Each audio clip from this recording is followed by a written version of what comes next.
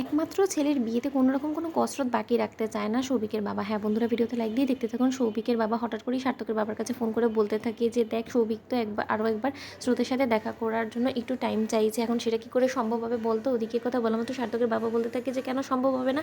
তাহলে একটা কাজ করি না, দুদিন বাদে তো ওদের আশীর্বাদী অনুষ্ঠান হতেই চলেছে, তার জন্য যথেষ্ট পরিমাণে দুজনেরই শপিং করার কিছু আছে। তাহলে সেই শপিংটা না হয় ওরাই দুজন বরঞ্চ সেরে ফেলুক, তাতে ওদের একসাথে টাইম স্পেন্ডও করা হয়ে যাবে, আর ওদের মধ্যে আলাপ আলোচনাও হয়ে যাবে কী করে ওরা এঙ্গেজমেন্টটা করতে চায়।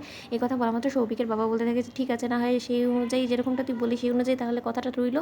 তাহলে তুই বরঞ্চ স্রোতকে আগে ভাগে রেডি থাকতে বলিস, ওদিকে সৌভিক না হয় স্রোতের বাড়িতে গিয়ে স্রোতকে পিক করে নিবে। এই কথা জানা মাত্র সার্থক বলতে থাকে যে, আচ্ছা বাবা, তোমার কি মাথা খারাপ হয়ে গিয়েছে? বলো তো, কেন তুমি এত বেশি ফোর্স করছো? কেন ওই ছেলেটার সাথে এরকমভাবে স্রোতকে ঠেলে দিচ্ছ বলো তো? যেখানে তুমি ভালো করেই বুঝতে পারছো এই জিনিসটা যে স্রোত মোটেও ওই ছেলেটার সাথে কমফোর্টেবল না, তার সত্ত্বেও তুমি এই কাজটা কেন করছো স্রোতের সাথে বলো তো? দুদিন বাদে ওদের আশীর্বাদ, ঠিক আছে আমি মেনে নিয়েছি, কিন্তু তাই বলে ওদের শপিংটা একসাথে করার কী দরকার আছে বলো তো? এটাতে আমার মনে হয় না যে কোনো রকম কোনো আদৌ লজিক আছে। কথা বলা মতো সার্থকের বাবা বলতে থাকে সার্থককে, আচ্ছা সার্থক, তুমি সব বিষয়ে এত বেশি মাথা ঘামাচ্ছ কেন বলো তো?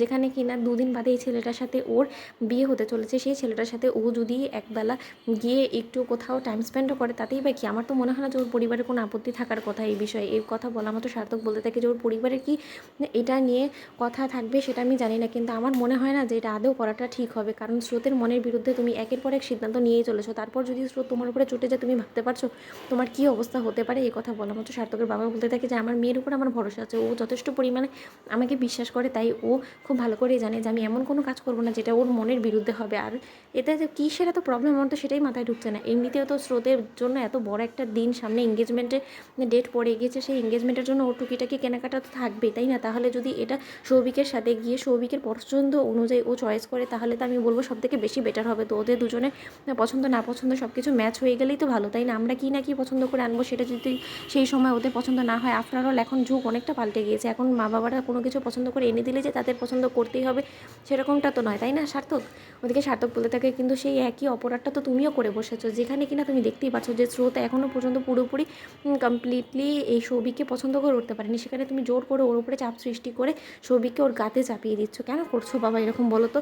তখন সার্থকের বাবা বলতে থাকে যে, দেখো সার্থক, তোমার সাথে এরকম তর্ক করে আমি টাইম লস করতে চাই না, আমাকে স্রোতকে এক্ষুনি ফোন করে জানাতে হবে, ও যাতে কলেজ থেকে ছুটি হওয়ার পর ওখানেই দাঁড়িয়ে থাকে, সেখান থেকে সৌভিক নাকি ওকে পিক করে নিবে। ওদিকে সার্থক বলতে থাকে যে, দেখাচ্ছি মজা, আজকে কোনো মতে সার্থক স্রোতকে কলেজ থেকে বের হতে দিবে না, তাহলে আমিও দেখি যে কী করে ওই সৌভিক ছেলেটা স্রোতকে শপিংয়ের জন্য নিয়ে যায়। ওদিকে সার্থক কলেজে যাওয়া মাত্রই স্রোতকে বলতে থাকে যে, স্রোত, আজকে তোমাকে এক্সট্রা ক্লাসেস আমি করাবো, কারণ সামনে তোমার এক্সাম, তাই তোমাকে যথেষ্ট পরিমাণে এখন কনসেন্ট্রেট পে করতে হবে। তো বন্ধুরা, ভিডিওটি ভালো লাগতে লাইক কমেন্ট শেয়ার করে সাবস্ক্রাইব করতে ভুলো না।